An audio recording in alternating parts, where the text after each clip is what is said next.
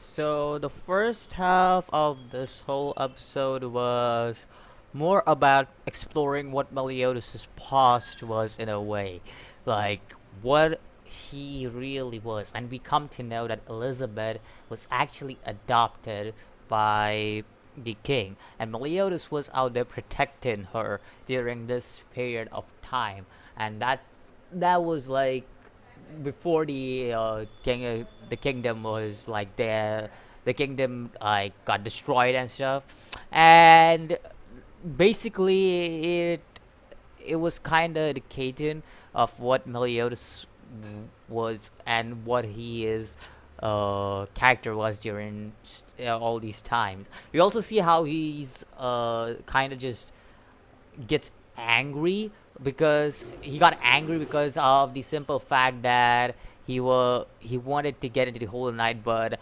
Zarathus laughed it off, and he was like, "I'm serious. I want to get in the Holy Light." So it just indicates that how much Meliodas was trying to protect Elizabeth, and you see that. Now, we also know that Zarathus came back because of the simple fact that Merlin's magic. Merlin? What the hell? Merska's magic was on the leash.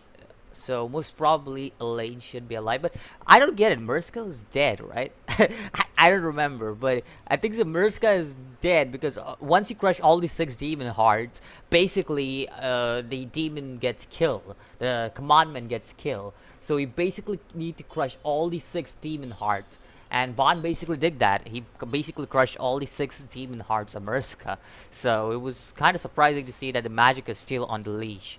Now, we also see the the fact that Meliodas is in purgatory, and yes, purgatory is a thing in the series. And Meliodas' father, the Demon King, is kind of like he wants to take away all of Meliodas' emotions. He eats away all of Meliodas' emotions every time he dies, and we see that in this episode. Now, this we also see in the second half that uh what's his name yeah Estarossa, how he basically, because of his sin, nobody can not his sin but commandment, nobody can actually move themselves. Basically love, the commandment of love, basically you can't have any hatred for him. He basically is someone who is overpowered because of the simple fact that you can't hate this man.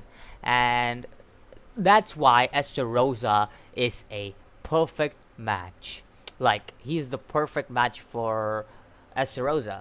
Like, just Escanor, his pride. He basically doesn't look on anyone, down on anyone, basically. And because of that, the hatred, he doesn't have hatred for anyone. That's just his pride.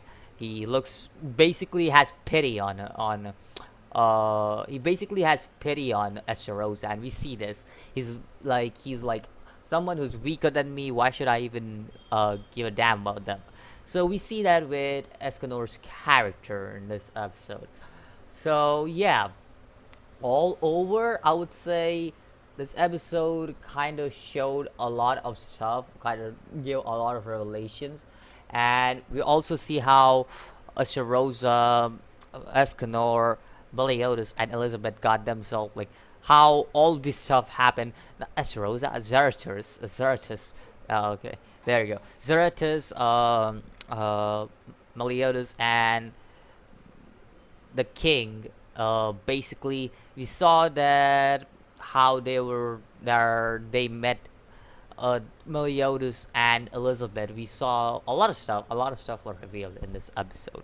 So yeah, let me know what you think about this episode of Seven Deadly Sins, and I'll see you in the next video. As always, peace.